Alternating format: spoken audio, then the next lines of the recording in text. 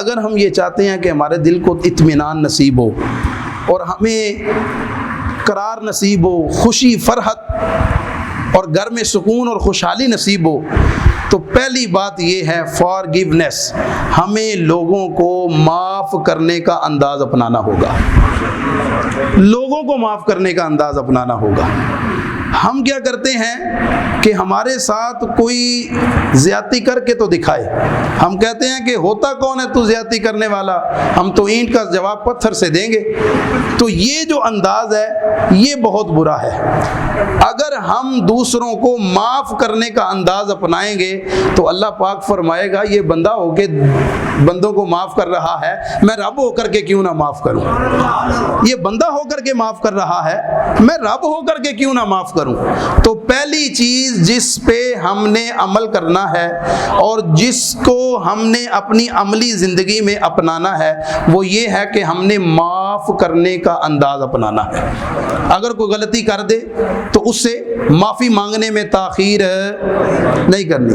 آپ کو پتہ ہے حضرت علی رضی اللہ تعالی عنہ ایک شادی نہیں کی، آپ نے کئی شادیاں فرمائی ہیں، لیکن سیدہ فاطمہ کے ہوتے ہوئے انہوں نے دوسری شادی نہیں کی تھی۔ حضور نے فرمایا میری بیٹی فاطمہ کو تکلیف نہ دینا، جب تک میری بیٹی فاطمہ تیرے عقد میں ہوگی علی تجھے اگلا نکاح کرنے کی اجازت نہیں ہے۔ فاطمہ میرے جگر کا ٹکڑا ہے، اللہ سیدہ فاطمہ کا صدقہ اس محفل پہ اپنی رحمت نازل فرمائے، اللہ سیدہ فاطمہ کی چادر تطہیر کا صدقہ اللہ رب العزت سب کے گناہوں کو معاف فرمائے۔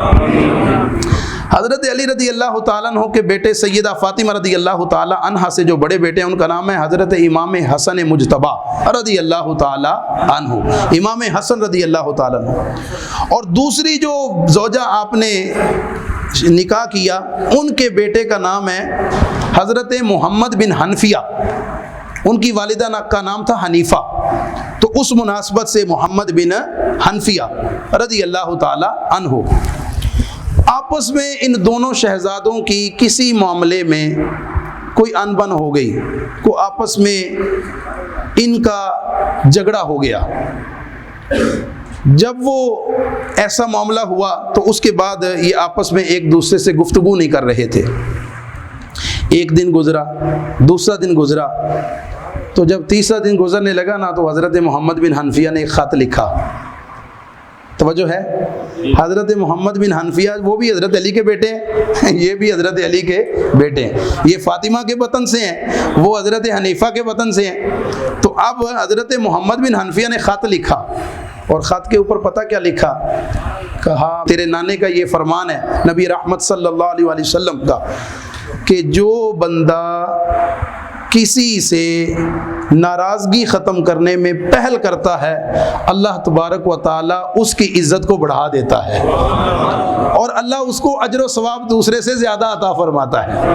حضرت محمد بن حنفیہ نے کیا لکھا یار، بڑی خوبصورت بات، یہ لکھا کہ آپ مجھ سے بڑے ہیں اور آپ کی نسبت بھی مجھ سے بڑی ہے، کیونکہ آپ وہ بیٹے فاطمہ کے اور میں فاطمہ کا بیٹا نہیں ہوں، علی کا بیٹا ضرور ہوں لیکن فاطمہ کا بیٹا ہونا یہ بڑے اعزاز کی بات ہے۔ تو تم فاطمہ کے بیٹے ہو اور تمہارے نانے امام الانبیاء علیہ السلام ہیں، تو میں یہ عرض کرتا ہوں اگر میں نے ناراضگی ختم کرنے میں پہل کر لی اور میں نے معافی مانگنے میں پہل کر لی تو ثواب زیادہ حضور کے فرمان کی برکت سے مجھے مل جائے گا۔ آپ میرے بڑے بھائی ہیں اور آپ کا مقام بھی بڑا ہے، لہٰذا میں کہتا ہوں کہ آپ اجر و ثواب میں آگے چلے جائیں اور خود معذرت کر لیں تاکہ میں آپ سے آگے نہ بڑھ سکوں، میں آپ سے آگے نہ بڑھ سکوں۔ جب یہ بات سنی نا حضرت امام حسن مجتبی رضی اللہ تعالیٰ عنہ، آج ہم کہتے ہیں بھئی میں بڑا ہوں وہ چھوٹا ہے، اس کو چاہیے کہ وہ میرے سے معافی مانگے، میرا تو قصور ہی نہیں ہے، میرا تو اس میں جو ہے وہ کوئی رتی برابر بھی کوئی کسی قسم کا قصور نہیں ہے، تو میں کیوں معافی مانگوں، میری غلطی نہیں ہے، غلطی اس کی ہے، اس کا حق بنتا ہے آ کے معافی مانگے۔ لیکن یہاں پہ کیا انداز ہے، حضرت محمد بن حنفیہ رضی اللہ تعالیٰ عنہ کا جب خط پہنچتا ہے نا امام حسن رضی اللہ تعالیٰ عنہ کے پاس، تو حضرت امام حسن رضی رضی اللہ تعالیٰ عنہ اس خط کو جب پڑھتے ہیں، پڑھنے کے بعد زاروں کی طرح رونا شروع کر دیتے ہیں، اور پھر آن کی آن میں جوتا بھی نہیں پہنتے دوڑ لگا دیتے ہیں۔ راستے میں لوگوں نے کہا حسن اتنی جلدی کہاں ہے، کدھر جا رہے ہو؟ کہا پیچھے ہٹ جاؤ، میں اپنے بھائی سے صلح کرنے جا رہا ہوں، میں اپنے بھائی سے صلح کرنے جا رہا ہوں۔ تو جب بھائی کے پاس پہنچے اس کو سینے سے لگایا، کہا تو نے واقعی ہی میری عزت کی ہے، اور میں نے رسول اللہ صلی اللہ علیہ وسلم کے فرمان پہ عمل کرتے ہوئے میں تجھ سے معافی مانگتا ہوں۔ جیسے ہی حضرت محمد بن حنفیہ کے سامنے امام حسن رضی اللہ تعالیٰ عنہ نے معافی کے لیے ہاتھ اٹھائے تو حضرت امام محمد بن حنفیہ رضی اللہ تعالیٰ عنہ فوراً انہوں نے ان کے ہاتھوں کو پکڑا، بوسہ دیا اور معذرت کی، کہا آپ میرے بڑے بھائی ہیں، میں تو صرف یہ چاہتا تھا کہ ثواب میں آپ سے آگے نہ بڑھ جاؤں۔ تو یہ انداز ہونا چاہیے۔ آج کی اس مجلس نور کا یہ پیغام ہے فارگیونیس، یعنی ہم نے معاف کرنے کا جذبہ اختیار کرنا ہے۔ جب ہم معاف کریں گے جتنے مرضی گناہگار ہیں، اللہ پھر ہمیں بھی معاف فرما دے گا۔ معاف کرے گا کہ نہیں کرے گا؟ لیکن اس کے لیے شرط کیا ہے؟ کرو مہربانی تم اہل زمین پر، خدا مہربان ہوگا عرش بری پر۔ تو اگر تم معاف کرو گے تو اللہ بھی تمہیں معاف فرمائے گا۔ اس انداز کو اپنائیں، پھر دیکھنا زندگی سکون والی بنتی ہے یا نہیں بنتی، پھر اللہ تعالیٰ زندگی میں بہاریں لاتا ہے کہ نہیں لاتا۔ دوسری چیز، نبی رحمت صلی اللہ علیہ وآلہ وسلم نے ارشاد فرمایا کہ تم جو ہے وہ درگزر کرنے والے بنو۔ کیا بنو؟ درگزر کرنے والے، یعنی کوئی تمہارے مزاج کے خلاف اگر بات ہو جائے تو اس پر تم غصے میں نہ آ جاؤ، بلکہ اس بات پر صبر کرو، اللہ رب العزت تم پر صبر فرمائے گا۔ یعنی تمہاری جو ایسی باتیں ہیں، تمہارے جو ایسے اعمال ہیں جن پر اللہ ناراضگی کا اظہار کرنا چاہتا ہوگا، تمہارے اس عمل کی برکت سے اللہ بھی ناراضگی کا اظہار نہیں کرے گا، بلکہ اللہ رب العزت بھی صبر فرمائے گا اور اللہ پاک بھی تم پہ رحمت نازل فرمائے گا۔ تو دوسری بات سمجھ میں آئی؟ اس پر ایک بات بیان کرتا ہوں۔ حضرت امام حسن رضی اللہ تعالیٰ عنہ کا ہی واقعہ ہے، جو فاطمہ کے بیٹے ہیں، کہ ان کے غلام نے پیالہ ہاتھ میں پکڑا تھا پانی پیش کرنے کے لیے، سامنے بڑے، اور پیالہ ان سے جو ہے وہ ہاتھ سے گر گیا اور گر کے ٹوٹ گیا۔ جب ٹوٹا اور پیالہ جو ہے وہ تھا، وہ نبی پاک سرکار صلی اللہ علیہ وسلم سے ملا ہوا تھا، وہ بڑی نسبت والا پیالہ تھا۔ تو حضرت امام حسن رضی اللہ تعالیٰ عنہ کا چہرہ سرخ ہونے لگا، غصہ آیا کہ یہ اتنا متبرک پیالہ تھا اور یہ ٹوٹ گیا ہے۔ فوراً وہ جو غلام تھا نا، اس نے کہا ایمان والوں کی یہ شان ہے، والکاظمین الغیظ، وہ غصے کو پی جاتے ہیں۔ وہ غصے کو، کس کی شان ہے؟ ایمان والوں کی۔ پہلی نشانی کیا ہے؟ والکاظمین الغیظ، وہ غصے کو پی جاتے ہیں۔ تو حضرت امام حسن رضی اللہ تعالیٰ مسکرائے، وہ جو چہرہ سرخ ہوا تھا نا غصے سے، اب مسکراہٹ میں بدل گیا، فرمایا میں نے غصے کو پی لیا ہے، میں نے غصے کو پی لیا ہے۔ پھر انہوں نے قرآن کا اگلا حصہ پڑھا، اس آیہ مبارکہ کا، والعافین عن الناس، اور جو مومن ہیں ان کی نشانی یہ ہے لوگوں سے غلطی ہو جائے تو وہ معاف فرما دیتے ہیں۔ تو حضرت امام حسن رضی اللہ تعالیٰ نے کہا جا میں نے تجھے اللہ کی رضا کے لیے معاف کر دیا۔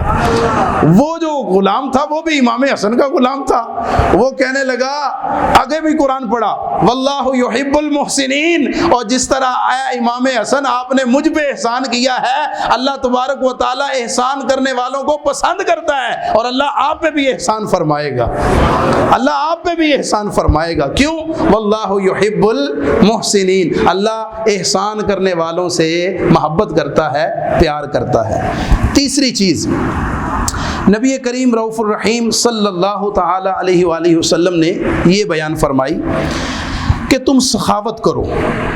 جو سخاوت ہے وہ اللہ پاک کو بڑی پسندیدہ ہے۔ یہاں پہ رک کر کے ایک عقیدے کی بات، جو ہم اکثر الفاظ بولتے ہیں اور اس میں عقائد کے لحاظ سے ہم غلطی پر ہوتے ہیں، اللہ تعالیٰ کی ذات کے بارے میں سخی کا لفظ استعمال نہیں کیا جا سکتا۔ کیوں؟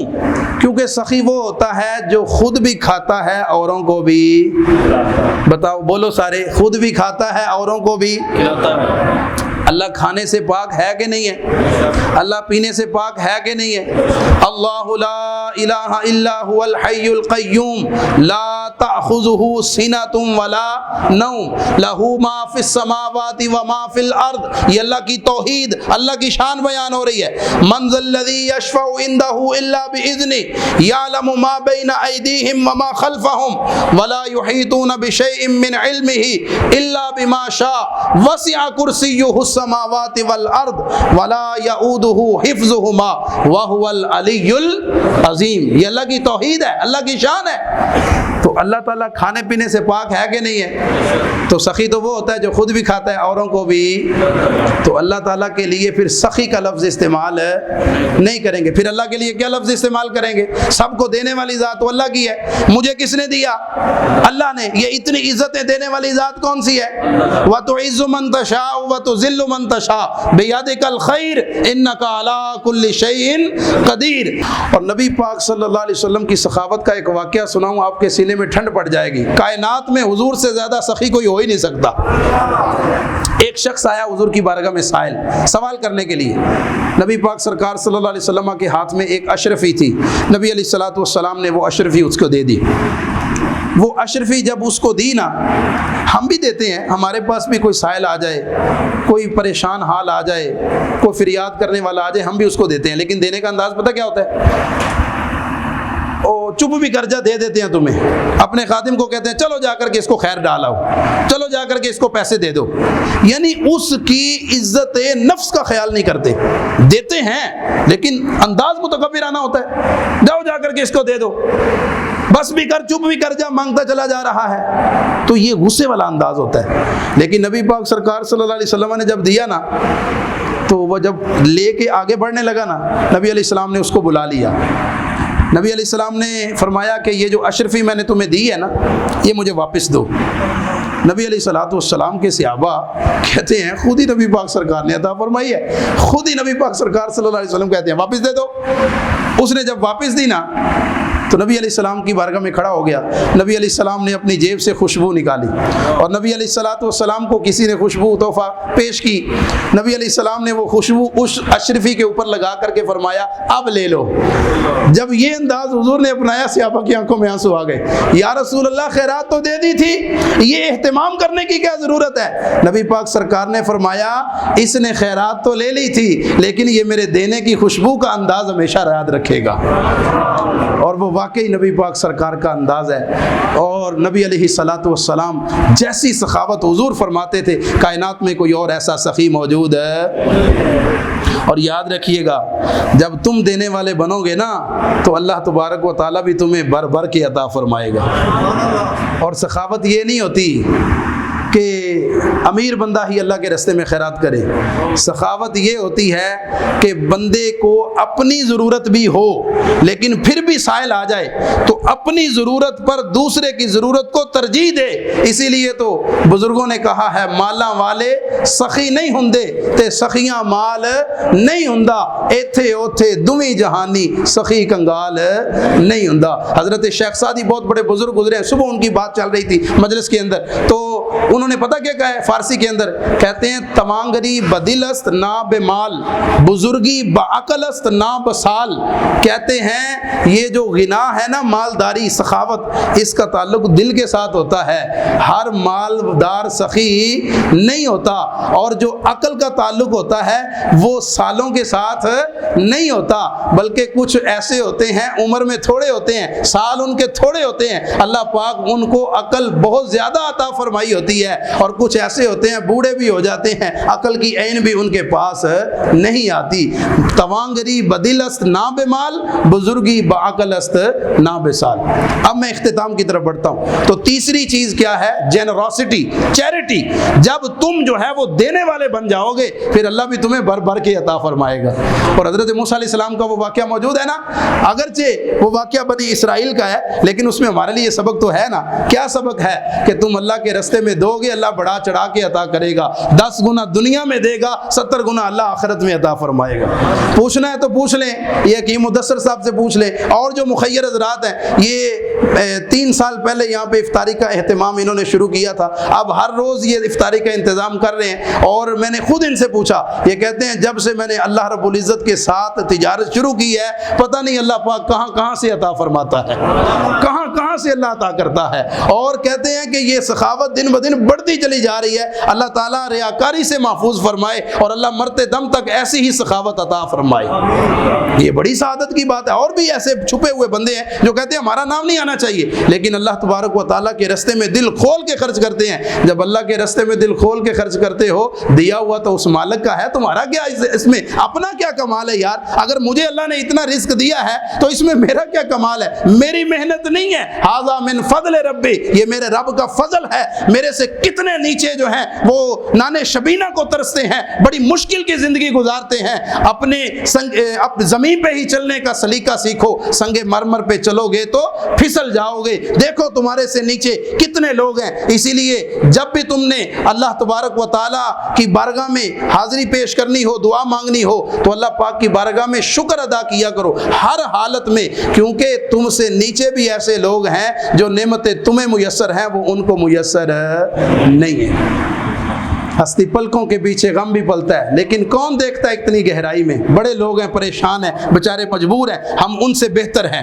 ہم جو ہے وہ مڈل ایج یعنی ہم درمیانی کیفیت میں ہیں. نہ بہت زیادہ مال و دولت ہے, نہ بہت زیادہ تنگ دستی ہے کہ فاقہ کشی کے حالات ہیں. صحابہ کی زندگی پڑھیں, ایک وقت کا کھانا نصیب نہیں ہوتا تھا. اگر ایک وقت کا نصیب ہو جاتا تو دوسری کے لیے پتہ نہیں ہوتا تھا کہ کہاں سے آئے گا. اور پھر بھی نبی پاک سرکار سے وفا اور نبی علیہ الصلوۃ والسلام سے انہوں نے محبت کا حق ادا کیا. اگلی بات, نبی پاک صلی اللہ علیہ وسلم نے فرمایا اگر تم یہ چاہتے ہو نا کہ تمہاری زندگی میں خوشی آ جائے, بہاریں آ جائیں, تو اللہ تبارک و تعالیٰ پر توکل کرنا شروع کر دو. کیا کرنا شروع کر دو؟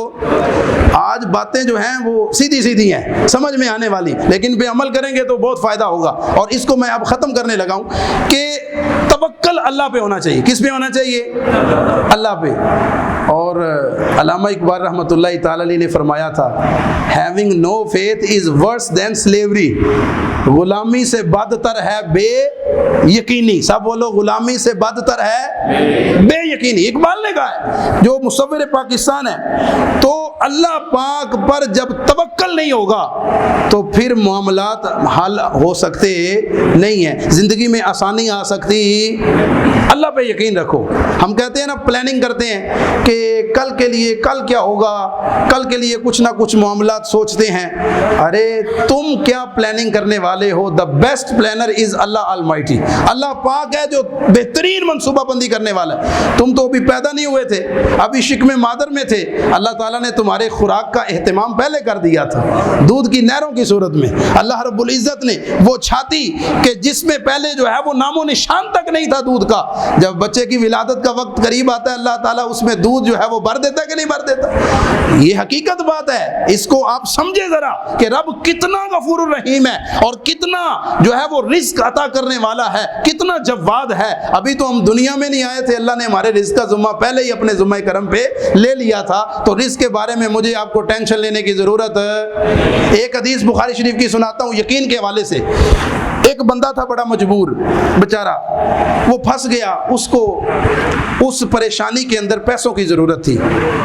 ہمارے پاس بھی لوگ آ جاتے ہیں, توجہ, ہمارے پاس بھی لوگ آ جاتے ہیں, بیچارے پریشان ہوتے ہیں, دکھی ہوتے ہیں, کسی مشکل میں پھنسے ہوتے ہیں, آ کر کے سوال کرتے ہیں جی حضور قرض حسنہ دے دو, اور ہم بڑے مشکل میں ہیں. اور دیکھ لینا چاہیے کہ اگر واقعی کوئی مسئلہ حقیقت پر مبنی ہو اور واقعی وہ مجبور ہو تو مدد کر دینے میں کوئی حرج نہیں ہے. بلکہ اللہ فرماتا ہے من ذا الذی یقرض اللہ قرضا حسنا فیضاعفہ لہ ولہ اجر کریم. اور جو قرض حسنہ دے گا نا, اللہ کو تو ضرورت نہیں ہے قرض کی, اللہ کے بندوں کو ضرورت ہے. جو اللہ کی رضا کے لیے کسی بندے کی مشکل کو آسان کرتا ہے, اس کو قرضہ دیتا ہے, اللہ فرماتا ہے میں اس کو دگنا چگنا بلکہ اس سے بھی زیادہ اجر کریم عطا فرماؤں گا. اجر کریم یعنی ایسا اجر کہ جو عزت والا ہوگا, اس بندے کو اللہ عزت والی روزی عطا فرمائے گا, ذلت والی روزی نہیں عطا کرے گا. بخاری شریف کے اندر موجود ہے, ایک بندہ بیچارہ مجبور تھا, اس کو 1000 دینار کی ضرورت تھی. کتنے پیسوں کی ضرورت تھی؟ 1000 دینار کی ضرورت تھی. وہ ایک بندے کے پاس چلا گیا, اجنبی بندہ تھا, اجنبی بندے کے پاس جا کر کے کہتے ہیں مجھے 1000 دینار دے دو, میں فلاں مشکل میں ہوں, میری مشکل آسان ہو جائے. اس نے کہا بھائی میں تجھے جانتا نہیں ہوں, تو اپنا کوئی ضامن پیش کر, کوئی اپنا کفیل کہ جو کوئی گواہ کہ جس کو میں جانتا ہوں اور جس پر میں اعتماد کر سکوں، اور پھر تمہیں 1000 دینار دے دوں، میرے پاس ہے تو صحیح، لیکن تو گواہ پیش کر۔ تو اس نے پتہ کیا کہا؟ جب اس نے کہا نا کوئی وکیل پیش کر، کوئی ضامن پیش کر، اس نے کہا اللہ ضامن، میرا ضامن، سب بولو میرا ضامن اللہ ہے۔ اس نے کہا بھئی اللہ ضامن ہے، لیکن کوئی ایسا بندہ ہے جس کو میں جانوں، کیا تو اور اپنے رب کو نہیں جانتا؟ کیا تمہارا رب پہ یقین نہیں ہے؟ اس کی آنکھوں میں آنسو جاری ہو گئے۔ کہا اللہ کے نام پہ مانگ رہے ہو اور اللہ کو ضامن بنا رہے ہو؟ تو جاؤ میں تمہیں 1000 دینار دے دیتا ہوں۔ اس نے دے دیا، کہا اللہ ضامن ہے، دینے والا بھی کون ہے؟ اللہ ہے۔ تو اللہ کی زمان میں اگر تو مجھ سے لے رہا ہے تو پھر اللہ جانے اور میں جانوں، پھر اگر تو نہیں دے گا تو اللہ تبارک و تعالیٰ مجھے عطا کرے گا۔ اس نے اس کو 1000 دینار دے دیا۔ دینار ہوتا ہے سونے کا، درہم ہوتا ہے چاندی کا۔ بخاری شریف کے اندر موجود ہے کہ اس کو 1000 دینار دے دیا۔ وقت طے ہو گیا، اب وہ بندہ بیچارہ محنت کرتا رہا اور وہ پیسے اکٹھے کرتا رہا۔ اس کی مشکل تو آسان ہو گئی، لیکن اس کے بعد اس نے محنت کی، بہت زیادہ محنت کی اور ان پیسوں کو اکٹھا کر لیا۔ آج کل پتہ کیا ہوتا ہے؟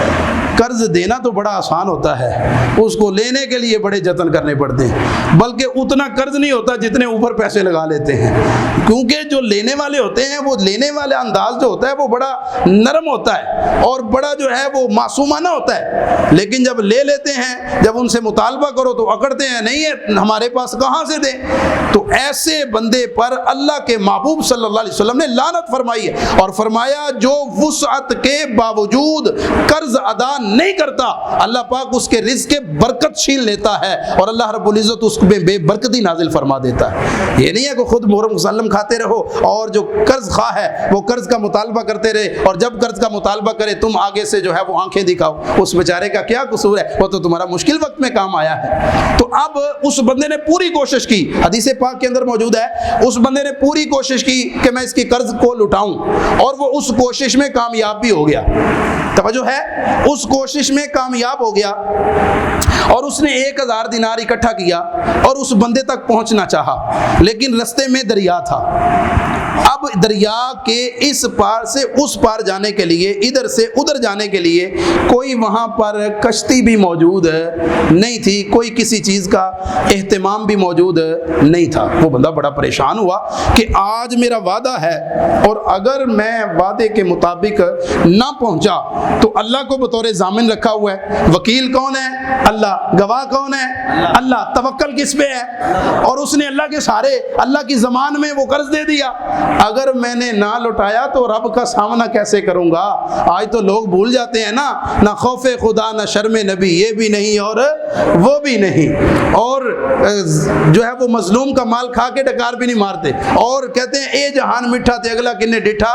میاں جب بھی تمہاری آنکھیں بند ہوگی قبر کی پہلی رات ہی تمہیں پتہ چل جائے گا، جب فرشتے آئیں گے نا منکر نکیر بھیانک شکل کے اندر، پھر تمہاری وہاں پہ جو ہے وہ چیخیں نکل جائیں گی، لیکن تمہاری چیخیں سننے والا پھر کوئی نہیں ہوگا۔ آج کی اس مجلس نور میں اگر کسی کے ساتھ ذرہ برابر بھی ظلم کیا ہے فوراً اس سے معافی مانگ لے، اور اگر کسی کی ایک پائی بھی دینی ہے فوراً دے دو اور ہاتھ جوڑ کے معافی مانگ لو۔ قیامت کے دن حساب دینا بڑا مشکل ہوگا، قبر کے اندر سختیاں بہت مشکل ہوں گی، لہٰذا اپنے اعمال بہتر کر لو۔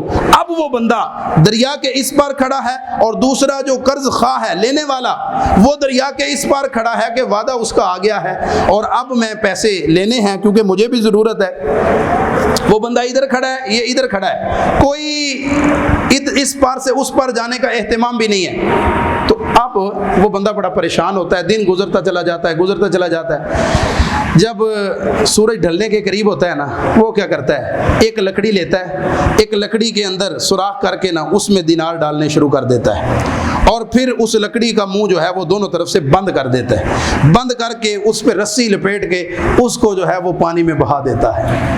جب پانی میں بہا دیتا ہے نا، وہ جو قرض لینے والا ہے وہ بیچارہ بڑا پریشان ہوتا ہے، میں تو پھنس گیا، لیکن اس کا توکل اللہ پہ یہ مضبوط ہوتا ہے، وہ کہتا ہے ٹھیک ہے نہیں دے گا تو میں نے رب کو ضامن بنایا ہوا ہے، توکل میرا کس کے پر ہے؟ رب۔ پورے ہیں وہی مرد جو ہر حال میں خوش ہیں، افلاس میں، اقبال میں، ادبار کردار میں خوش ہیں، جو مال دیا ان کو تو مال میں خوش ہیں، بے زر جو کیا تو اسی احوال میں خوش ہیں، پورے ہیں وہی مرد جو ہر حال میں خوش ہیں، شکوائے رنج و علم زبان پہ لایا نہیں کرتے، دیوانے مصطفیٰ کے غم سے گھبرایا نہیں کرتے۔ وہ بندہ اب وہاں پہ انتظار کر کے جب سورج ڈھل گیا نا تو جانے لگا کہ ٹھیک ہے نہیں آتا تو اللہ ضامن ہے، اللہ مجھے دے گا۔ جب جانے لگا نا اچانک اس نے پیچھے دیکھا پانی میں تیرتی ہوئی ایک لکڑی آ رہی تھی۔ اس نے کہا چلو کچھ نہیں ملا، یہ لکڑی لے جاتا ہوں، گھر میں جا کر کے اس کو جلائیں گے اور جلا کر کے کھانا پکائیں گے۔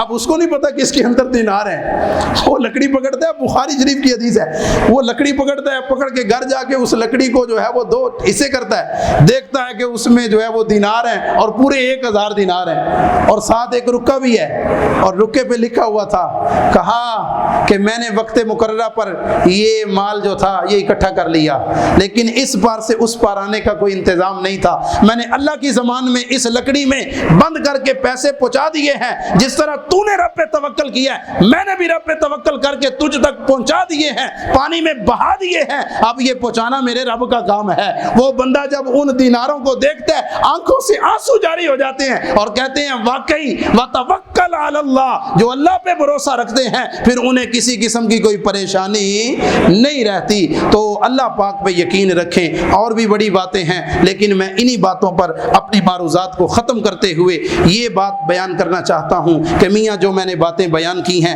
پہلی بات تو یہ ہے کہ فارگیونیس، اور دوسری بات یہ ہے کہ عفو و درگزر، فارگیٹنیس، بلا دو، دوسرے کی غلطیوں سے درگزر کرو۔